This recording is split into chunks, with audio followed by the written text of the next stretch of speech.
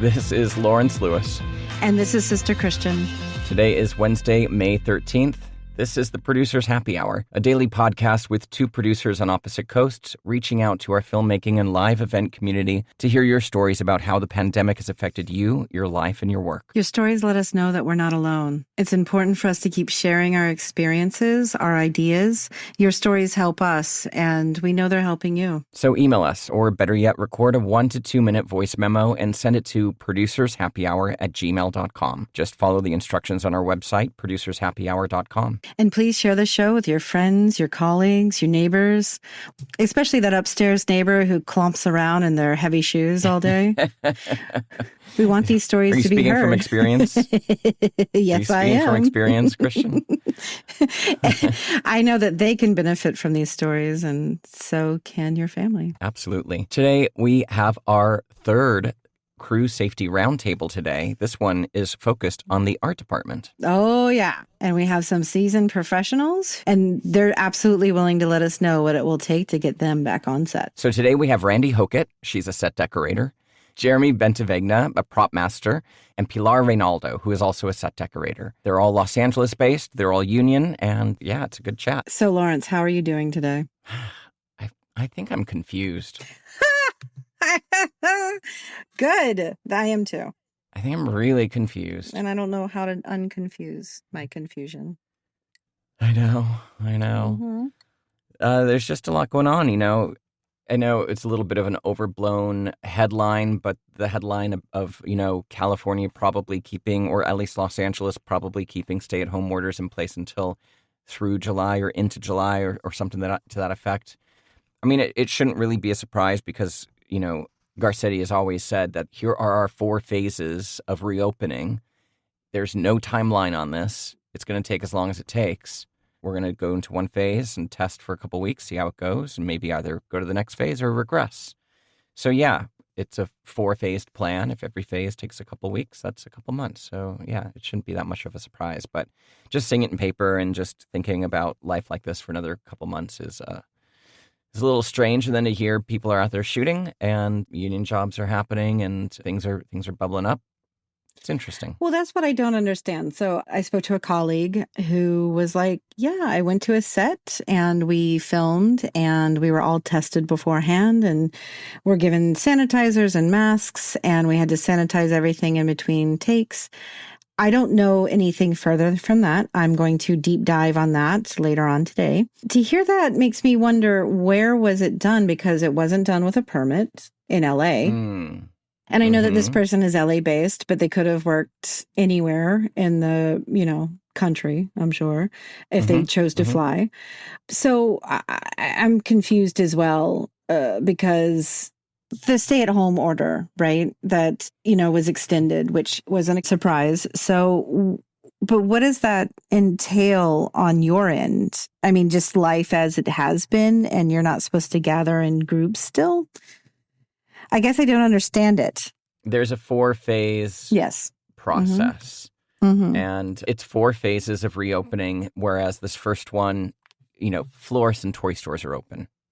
Small things are open. Small retail is open for, curbside pickup. Then it goes into another phase where, more things can open. So reopening, end of the phase 4 is vaccine.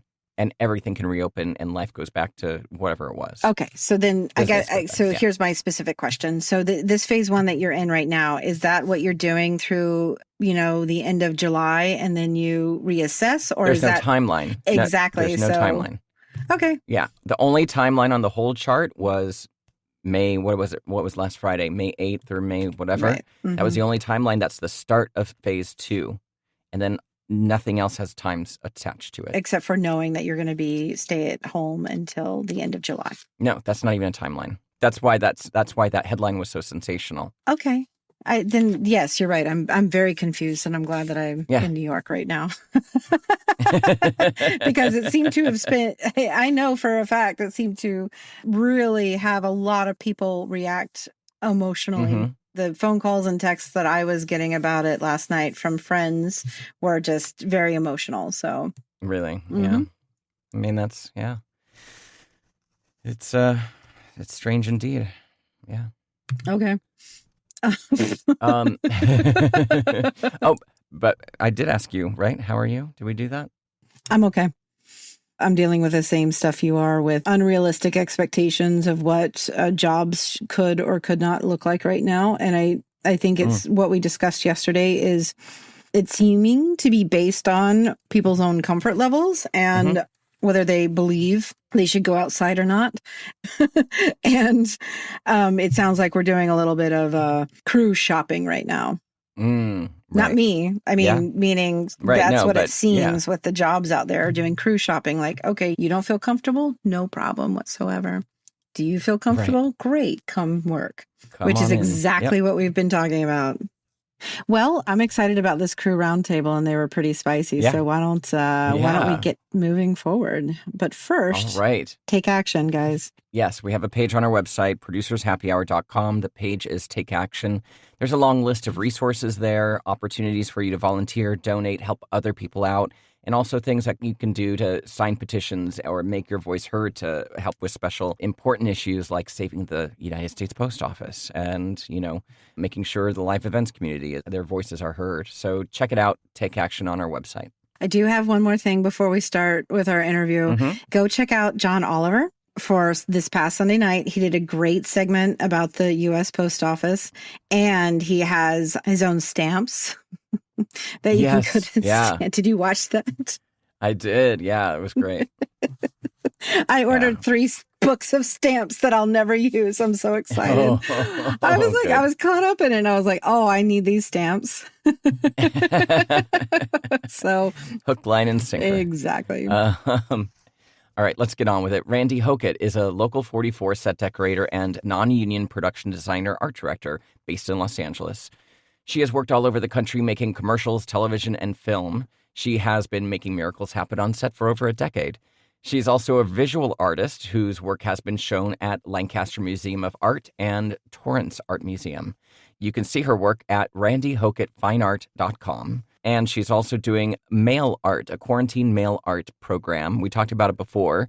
Little postcard-sized pieces of artwork that you can buy from her, cash and carry prices. You can check those out on her Instagram, randi.hokett. I love that. Yeah, it's pretty cool. Jeremy Bentivegna is a commercial prop master working in Los Angeles. He's been propping for 20 years, mostly on TV commercials. He is fortunate to have worked for some amazing designers over the years on both feature films and commercials. And Pilar Reynaldo, she is a native of Los Angeles and has been working in the entertainment industry for 36 years. She started as a production assistant for ABC Sports in 1984, assigned to volleyball and fencing for the 1984 Olympics. How cool is that? Since '89, she has worked in the art department as a prop shopper, prop assistant, prop master, and for the last 15 years, she has been a television commercial set decorator. Let's take a listen. Hello, everyone. I know we haven't met before, but I'm very excited to have you all here. I'd like to start off by asking everyone how you're doing, where you're located, and how your family is doing. We'll start with Randi, then we'll go to Jeremy, and then we'll go to Pilar. I'm in Los Angeles, and I'm doing as well as can be expected. I'm not sick, and no one I know personally is sick, so so far so good. Jeremy? I am in Los Angeles. I'm probably the contrary opinion on this one, but I love it. I work so much. It's nice to be home around my family. I'm doing projects. I mean, if this thing went on for months and months and months, it'd be a disaster. But for right now, I'm kind of enjoying the time home. I am also in Los Angeles. We are all well.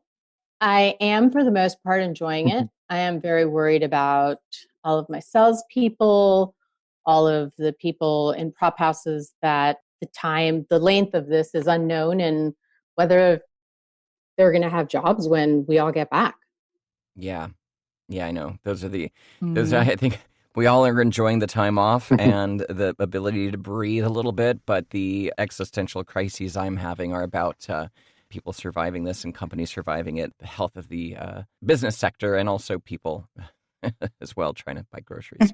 But it all makes sense. Thank you very much. And we're going to dive into some questions. Randi, we'll start with you.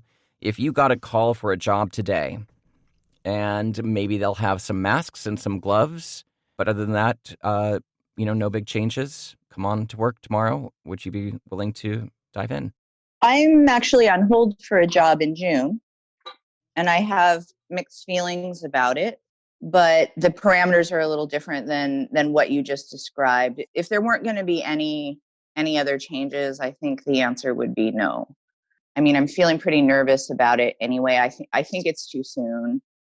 So if it was just masks and gloves and no other changes, I guess the short answer is no, I wouldn't go back under those circumstances. It's too scary and it's too soon. Would testing help or anything like that? I have these kind of mixed feelings about testing. I think that temperature taking is pretty useless because I think by the time you're showing a temperature, you can already have been spreading the virus.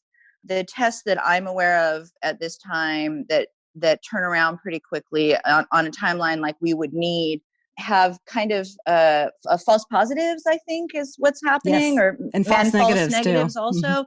But that said, I think it's the best we've got. And I do have privacy concerns. There's something about that makes me really, really nervous. But I also think I probably would consent as long as maybe there was some kind of paperwork saying that like all that information just stays there. It stays on set, right, and doesn't go anywhere else. Okay, Jeremy, if you got a call for a job, masks and gloves, come on. Yep, come on down. I'd go back. Wow. Yeah. Yeah. I mean, I think, we worked right up to March 16th. And that last week on set, everyone was, we didn't really have much information, but there was a lot of hand washing going on, a lot of don't touch your face, a lot of those, early protocols. And I feel like now that we have a lot more information, masks and gloves, wipe down everything that you touch. I mean, I think as an industry, that's what we do, is adapt to changes in the script, changes that, in the production. I think we're all smart. Everyone don't touch your face. Don't, maintain social distancing. I think we'd be fine. Do you see a need for testing? Would you want to see testing happen on set? I guess, if the medic could stand there, as we're coming in, taking temperatures, I don't think we're going to get those tests that are 100% accurate right away. I think that's months and months and months away. But I mean, I think as far as the temperature, sure, why not? Would you be willing to take a blood test or a swab or something? Absolutely. If they had it and it was if it was fast, why wouldn't I? Okay. Pilar? I would not jump back in. I feel that, yes, we work with a lot of people that are smart and would adapt, but we also work with a lot of people that are disbelievers and believe that this is a hoax and it's 5G. So unless production companies can get everyone behind the same idea and require signatures, and if somebody showed up without a mask and was refusing to be tested and was refusing to follow the guidelines, they would have to go home, and that would be the end of it. Because at this moment, we really all have to be on the same page because it's dangerous. It's not fair to jeopardize anybody else's health because you're a disbeliever. Well, we all have that random crew member or person that we know that isn't of the same thinking, of the collective thinking. I know a few or that popped in my mind. So I can completely understand that. And I do think that testing will happen with films and TV shows first, maybe, but commercials are going to be, a little bit further down the line. Well, so I wanted now, I'm very excited about this question. So you guys shop, or you go to rental houses and pick up, or both, right? And we've seen Amazon, the availability to get something overnight is gone, to order. So prep times are going to be longer for sure. And art department's a lot of used and found. It's not brand new, things. So how do you feel about going into a store or into a rental house right now, Randi?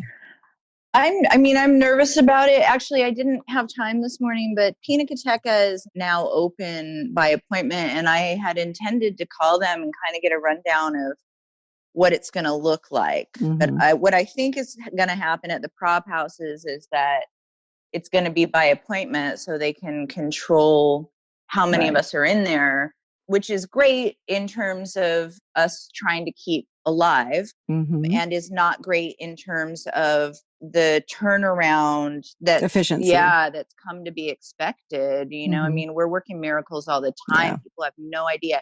I have read some of these plans. Art department isn't even included. It's insane. They have no idea what we're doing, right? What we're doing is working miracles all the time, and we're gonna have to have more time. I'm very much. Well, how do you sanitize like an upholstered couch? I don't know. I mean, that's. I was thinking about that in the shower this morning, as I have many times. I don't know how to sanitize a sofa. So you showered? I did. I was pretty gross. It had been like 4 days. Yeah, I don't know how to sanitize a sofa. You know, we can sanitize C-stands. That makes sense, right? But how? They're solid. They're metal. You do a bleach spray or something, it's fine. But you can't do that on a sofa. You can't do that on a lampshade. You know, I'm not sure, and I'm hoping that the prop houses have some ideas. But I wonder a little bit if that doesn't just mean, right, we have to get this stuff on set and give it time to sit. In the sun, maybe, or a UV lamp. There's talks of everything. Lamps, okay, and then in terms of doing shopping, like at Target, that scares me to death. I'm not looking forward to that at all. Like, people are freaking out. You guys seeing these videos of, you know, people refusing to wear masks, if fights are breaking out? I'm not looking forward to that in any way. Jeremy, how about you?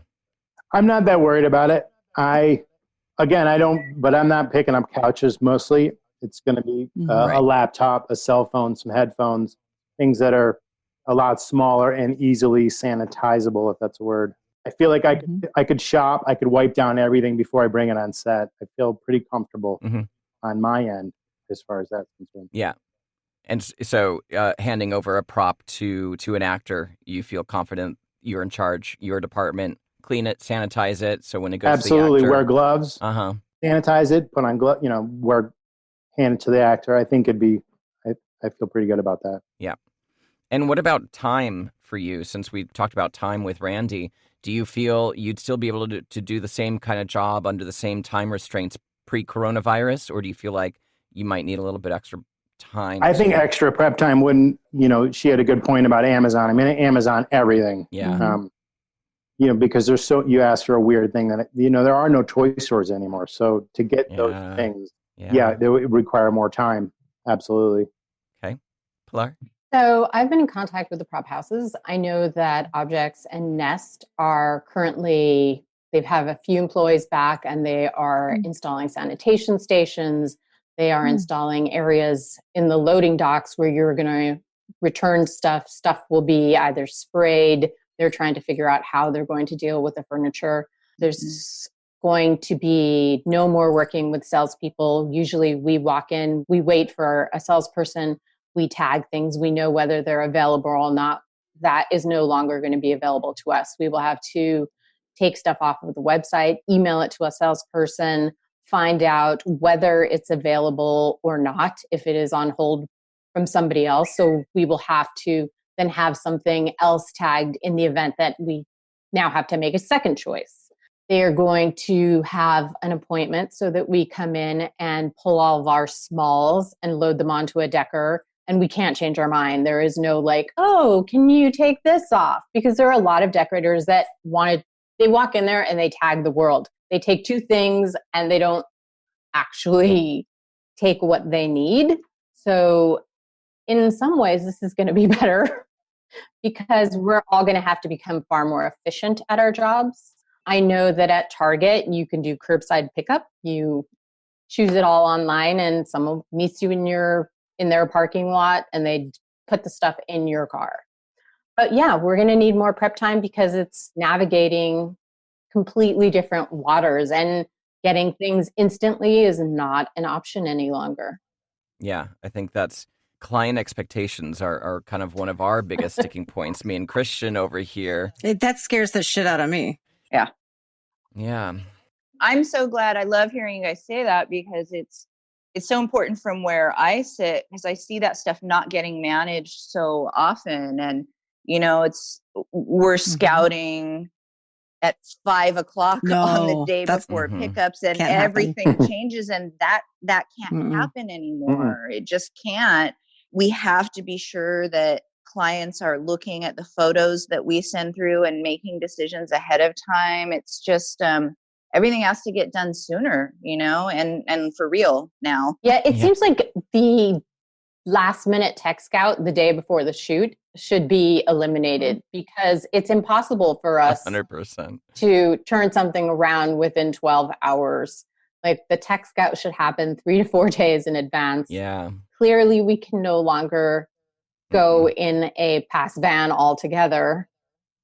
So that will require more time so that we can all drive there, arrive.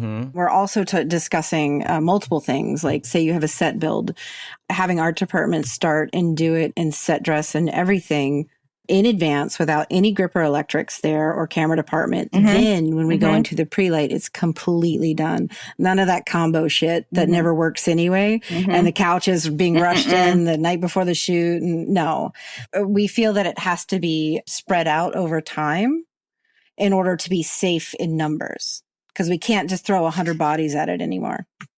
No. I mean, it's that's totally true. We have to have dedicated dress days. And in the past, I mean, I'm sure we've all experienced this. It's like a pre-light, and art department's supposed to get half the day to dress a set, and grip and electric show up same time we do, and we can't do anything until they're done, and they're all over us. And we're just gonna have to have dedicated time to get the sets and dressed. prep days in houses. Do you think anyone will ever allow us into their homes, is my question. Oh, again, if there's a sanitation company, we send there beforehand. We put them all up in a hotel I mean, there's a lot to think about of every aspect of what we do. Yeah. Well, I want to ask Jeremy, do you have any reservations of going onto a set again, say right now, everything opened up and we had a crew of 65, 75 people with a number of people on set working together? Worry you in any way? No. Okay. I was thinking about this earlier. I feel like I take so many safety classes as it is, just like everyone does. I feel like prior to all this, contract services should have, so that we're all on the same page, there should be a safety class regarding COVID-19 where we all go over the parameters, how to put on your PPE, how to disinfect, how to do all these things. That being said, if everyone was on the same page and we all showed up to work and there was 65 people, I feel like for the most part, we're all going to follow those protocols. And, if they're, like Pilar said, if there's that errant person that doesn't believe this is a hoax, then that person would be asked to leave the set. But if we're all on the same page and it's been cleaned, I don't think I'd have a problem. Hopefully I could wear a mask on set unless I'm, I'm not on camera, so I don't know why I couldn't. Yeah. And I would wear gloves. My assistant would probably stay in the truck or vice versa. We'd limit the amount of people that are coming in to interact with the actors, but I feel like we could probably pull it off. And I feel like commercial crews, it's much faster. It's a day, 2-day, 3-day shoot. Car commercials, a lot of commercials could be filming right now that don't require the huge background numbers. For sure. Yeah. Stadium scenes, there's no, we keep it small. We could be working right now. Yeah. Okay, so there's a lot of talk right now about releases and waivers. A couple different ones I'm curious about, and this isn't really a release, this is more of an affidavit or something, stating that you have not had any COVID-19 symptoms in the past 2 weeks, and you have to sign this document in order to be accepted on a job. Randi, would you be willing to sign something saying you've not had any symptoms and you do not believe that you have COVID-19? I think no. I mean, I have allergies and I'm a set decorator, so I basically always have a headache. It's funny because it's true, but honestly, that's the truth. I mean, I have symptoms of COVID-19 all the time. I'm always kind of like coughing a little bit and, and like this, it's spring, it's god awful. So, no, I also wouldn't be afraid to not go to work if I really did think I was sick. But I don't want to sign something like that. No. And I don't know. I'm not sure I see the benefit of it. And it feels shifty to me anyway to ask that sort of thing. This talk about waivers makes me very uncomfortable. So if the theory of that kind of affidavit, because that's not really a waiver, just saying that I have not had any symptoms, I think the point of that is to make other people on the set feel a little bit better that everyone else is promising that they haven't felt anything. If you think about it that way, it's less about you and more you're promising to the rest of the crew that you feel healthy. What's your thinking on that? That changes my perspective for sure. I mean, I want my coworkers to feel like they can trust me. I want to have my crew with me when I go back to work, the people I know I can trust. So, I don't know if you put it to me that way, maybe that changes my mind. If this is just me saying like, as far as I know, I'm not sick. Right. And, that's cool, I guess. And then the other waiver that people are talking about, which, I'll save my opinion on, but would be saying that you are waiving the production company responsibility if you end up contracting COVID-19. I wouldn't sign that. Absolutely not. And it's my guess that our unions are going to back us. Have they put out any communication about that yet? Not that I'm aware of. Not yet. Okay. Jeremy? Let's start with the first one, just promising you don't have any symptoms. Would you be comfortable signing that? Yeah, absolutely. But like Randi said, which is funny, every headache, every sniffle sends me into this, like I sneeze and I'm like, oh my God, I tell my wife, I have it.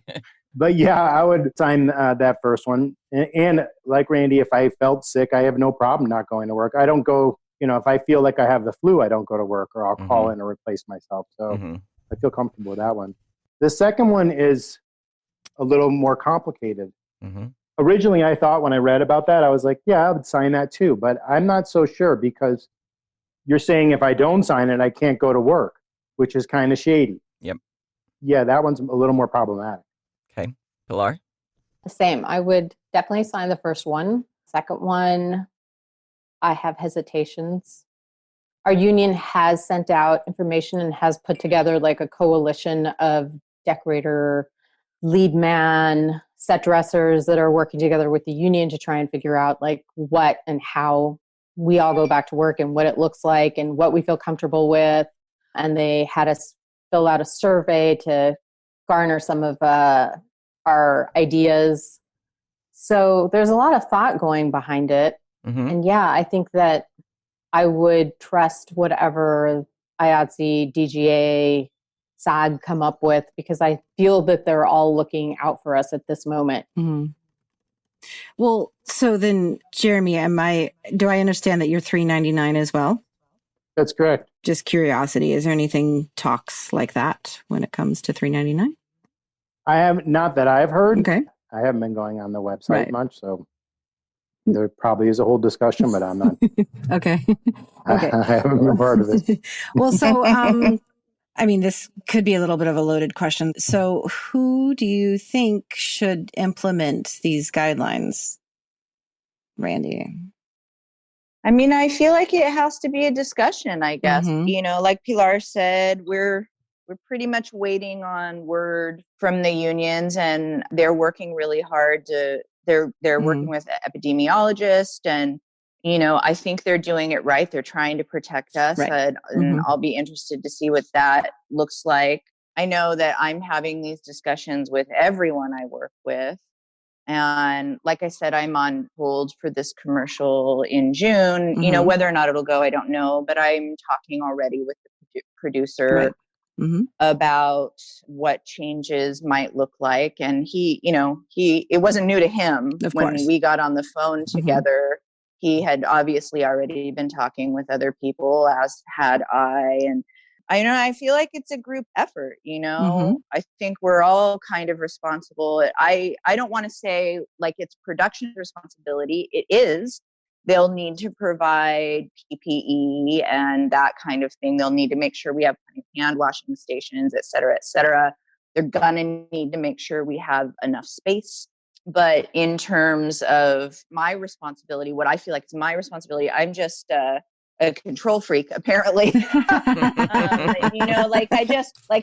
want to be responsible to myself and to the people around me, right? And so that means that I'll do my part, and I hope that everyone else will feel the same.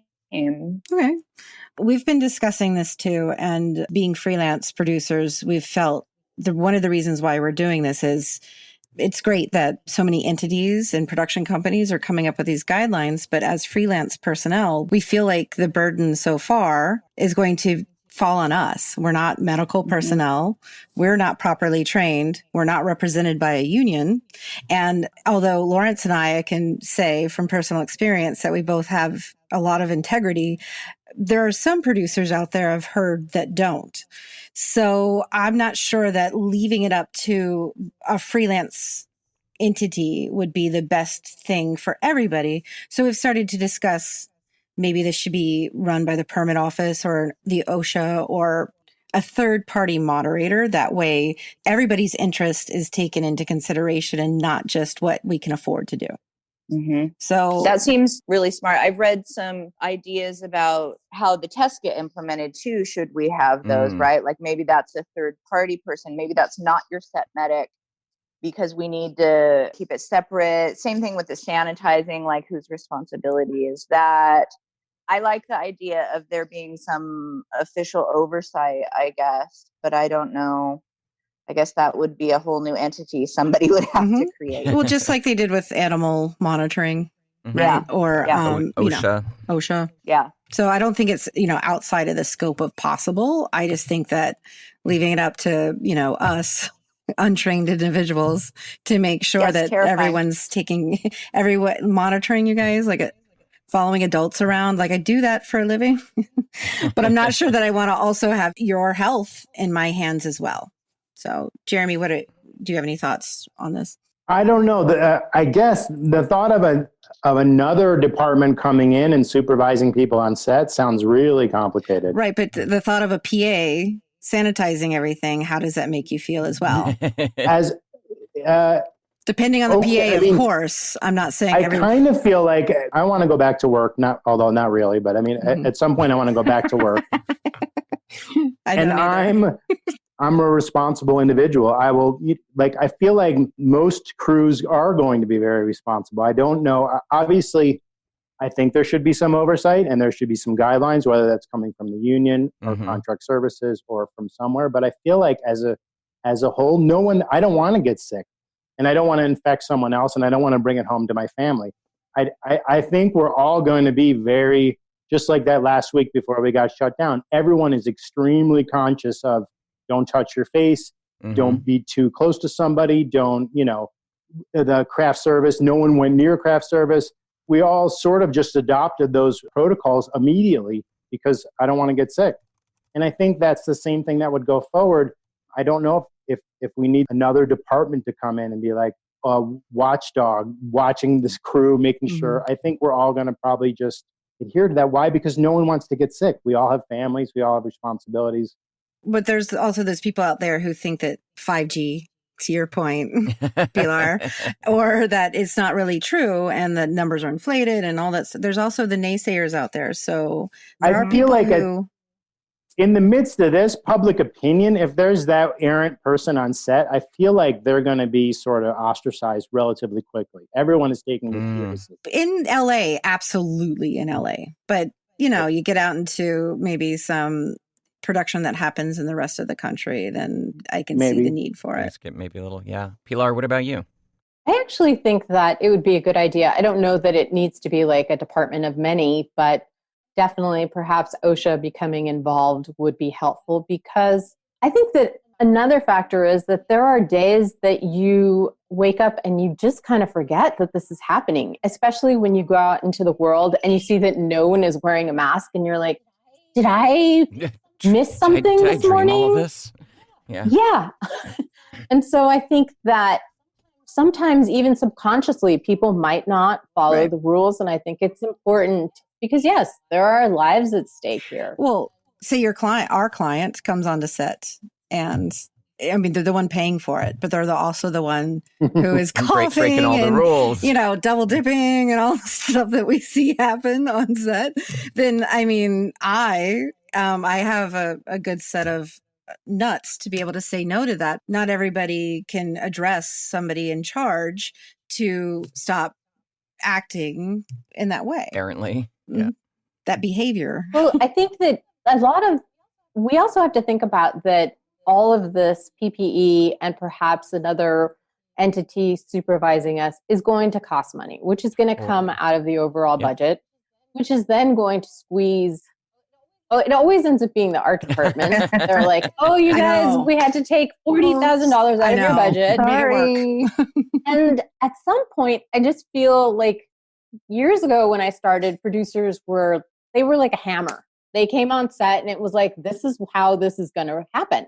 Today, the directors come on and they're like a hammer, and nobody's telling them like, no. "I'm very sorry, but there is no money for what you've just dreamt." And there is no way, because now we have to pay for all of this other stuff. Yeah. And I think that is really going to have to be a point that is hammered home, that expectations really do have to be lowered, because a lot of the money, we're going to make this thing, but we can't make it the way it was made, because a lot of money is now going into protecting the safety of your crew. Yeah. And your, midnight dreams cannot materialize your 3 a.m. in the morning. Yeah, it's just not possible. I know. I mean, budgets are going to have to be kind of rethought. Broadly, and schedules too. Mostly schedules, but that impacts the budget. Exactly. So that leads to my next question, Randi. Wait, could I? Oh yeah. Could I, just to Christian's point about the PAs? I don't think anybody wants to see it fall on them. They don't have a union. They don't, they make the least money on set. I would very much hate to see that kind of responsibility fall to them. We would never. I can't imagine asking somebody to do that. And that's why I think it would just be the worst possible, right? Exactly. Yeah. I mean, it would be mortified, to be honest. Yeah. I mean, that is not the position that should be responsible for the entire crew. Okay, sorry. It's okay. But I do want to ask, there's been talk of hazard pay. Randi, do you feel comfortable taking a job under these conditions now for the same rate that you have been working for? Or do you feel like your rate should be increased, or there should be some sort of hazard pay compensation? I do kind of feel like we should be paid more. I mean, we all know this. Rates have been stagnant for almost as long as I've been in this business. Yeah. Rates are stagnant. We're not making enough money for what we do. So do I think we should make more? Yes. Should there be hazard pay? Absolutely. Do I think we're going to get it? Probably not. Jeremy. Yeah, I agree on the rate issue. I don't know if I wouldn't ask for nor hazard pay. No. But do I think rates are low, and do the rates need to be higher? Absolutely. But not because of a hazard pay. But not because of hazard pay. Pilar. That's right. I agree completely.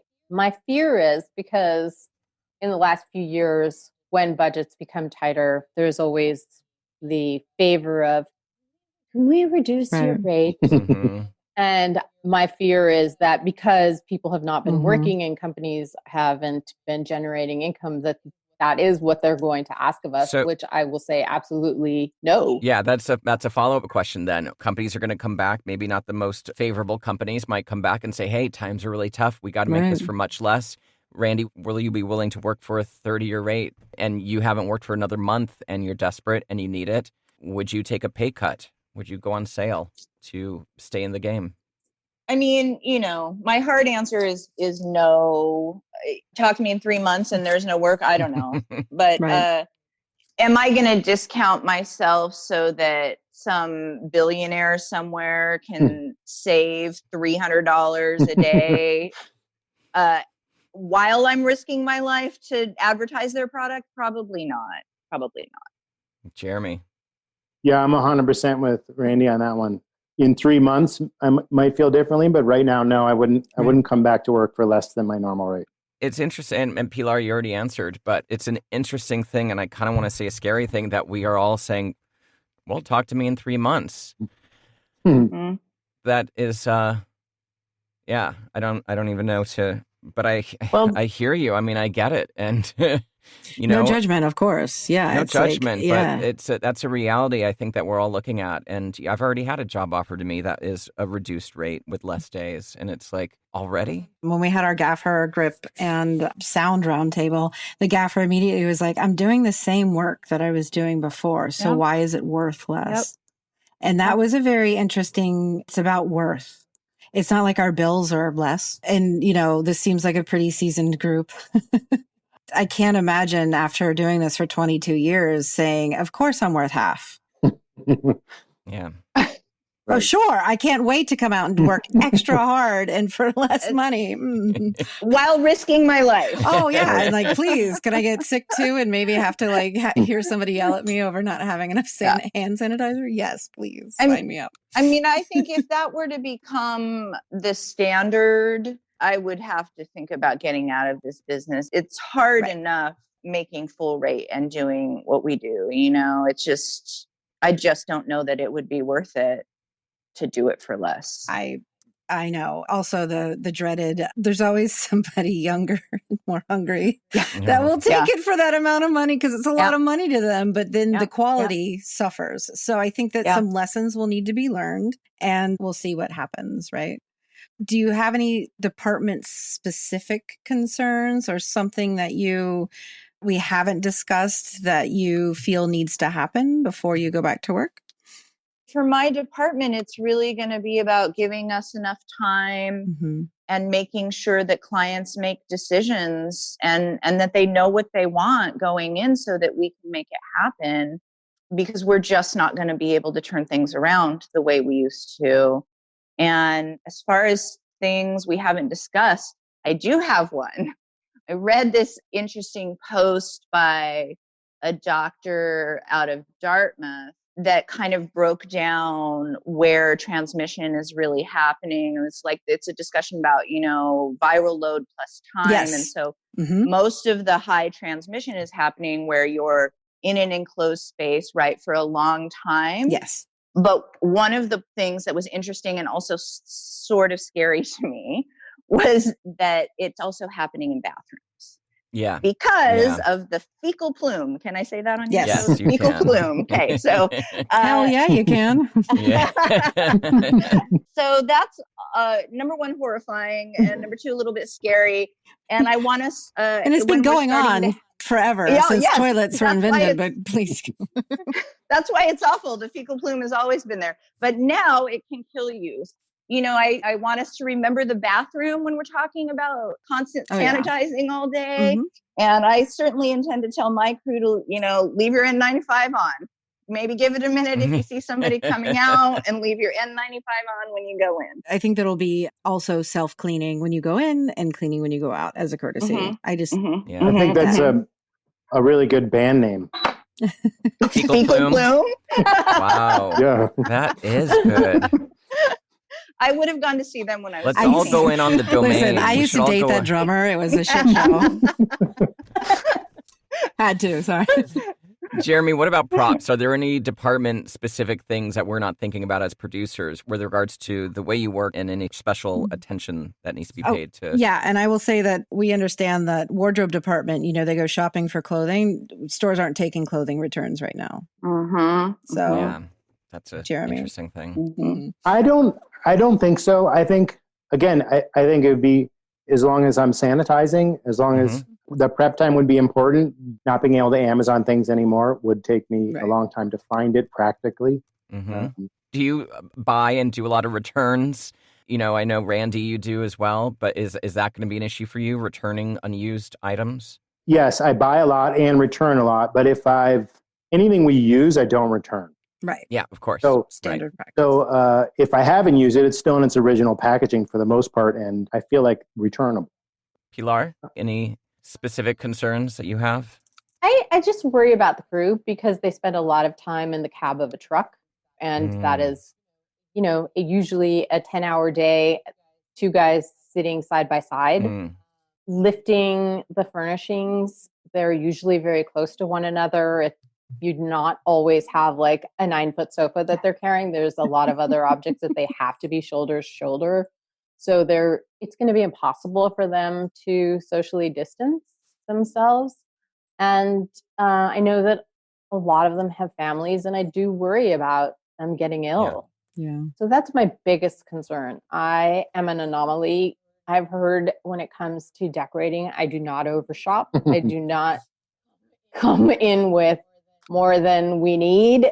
And I don't usually have a lot of returns. Okay. So that's more or less how I operate also. So it's more about the crew and the closeness in the cab. Yeah, I just worry about them because I can keep away from everyone, but for them, it's going to be really hard. And so I do feel that we should be allowed the courtesy to come in before everyone else, dress it, leave the property or leave the vicinity and let the next department come in and so forth, so that we're not on top of each other. They're not ladders over our heads and people can stay as safe as possible. I think if I could interject in terms of shooting commercials in particular, where we're moving so fast all the time and we have so much to shoot, we have to think about allowing for that time. Like there's talk about slimming down crews, but the work still has to get done. And so what does that look like? The set dressers, maybe maybe we've got a pop-up tent or two outside and that's where they hang out, right? And we have to allow for everyone to leave the room and for art department to come in to turn it around with no one else in the room, right? And then they leave, everyone comes back in. I think we have to think about that in terms of scheduling out our days, making sure we have the manpower we need, but also keeping everybody safe. Yeah, it would be interesting to see if the DGA is starting to or has already thinking about actual scheduling, because we have quite a bit. And when it comes to budgeting how many people and how many days and, how many days you're going to need on a stage or in a location is completely, you can't just do this in a day. That's over, we think. We'll see. Yeah. Well, so I have one more question. Thank you guys so much for spending time with us. I know we're a little long, but it was very spirited. I loved it. So, Randi, what do you miss right now? Like the one thing that you miss right now? I didn't expect that question, and I'm a little teary, actually. Don't start. I miss... it just happens sometimes in the new world. It happens once an hour. What are you talking about? Like the fact I haven't cried yet is weird. I miss my friends, their family. I miss my crew. I miss my friends. I don't know. That's what I miss, I think, the most. Yeah. Jeremy? I guess just the freedom to move about. I do a lot of yoga. I miss interacting there, working out more. I've been, again, like we started this conversation, I've been enjoying this time at home. I never really hang out with my wife and kids as much as I have.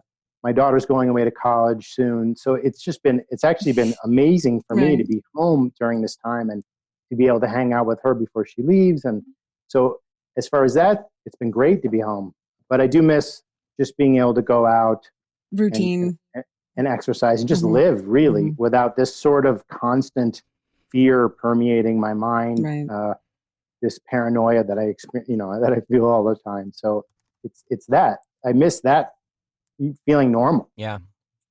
And Pilar? I have to say, I really miss my interaction at the prop houses. I am bilingual and I speak only Spanish in the prop houses. And they have helped me actually improve my Spanish.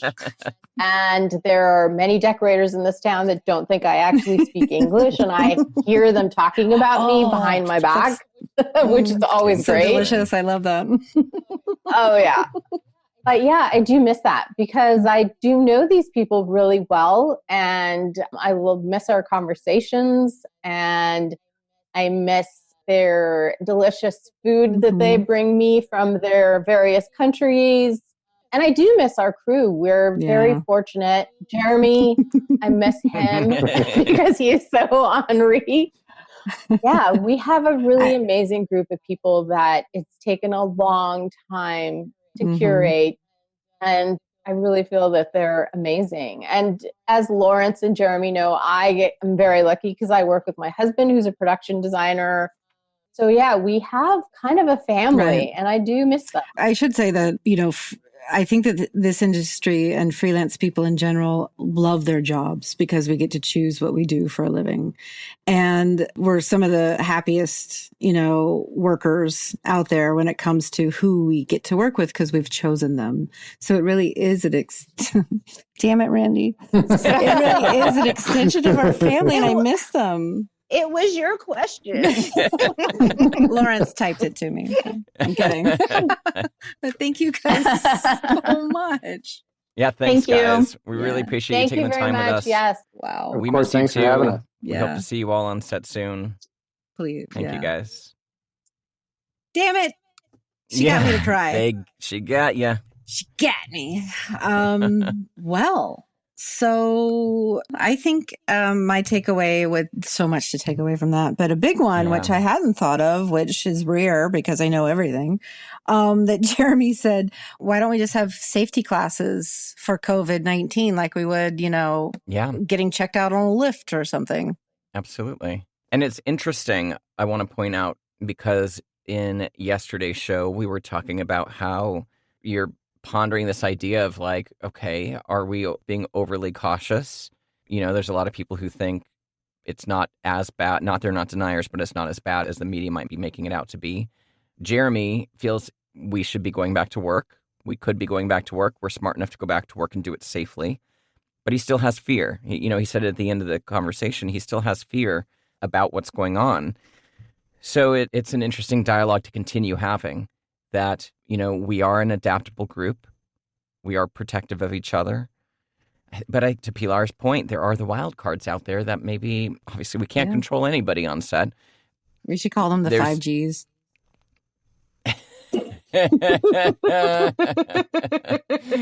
Yes, the deniers, the 5Gs.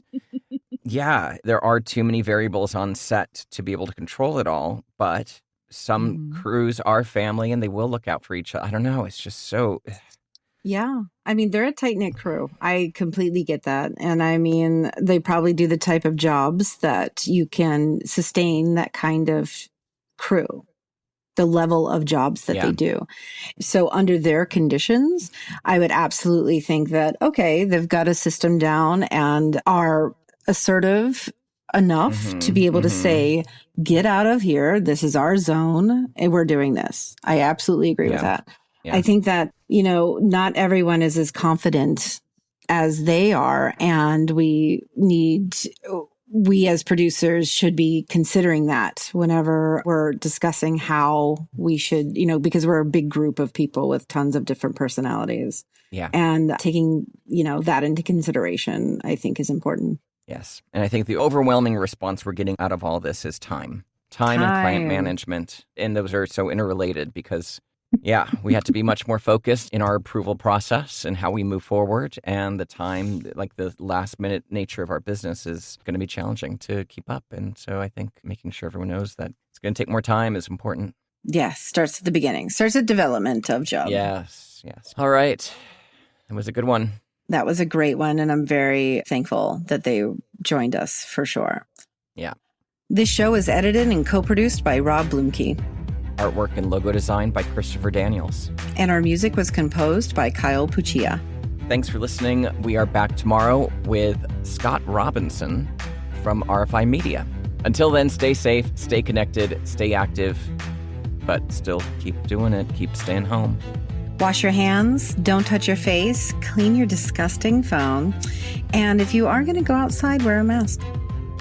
Be sure to send us your voice recordings or your emails to producershappyhour@gmail.com.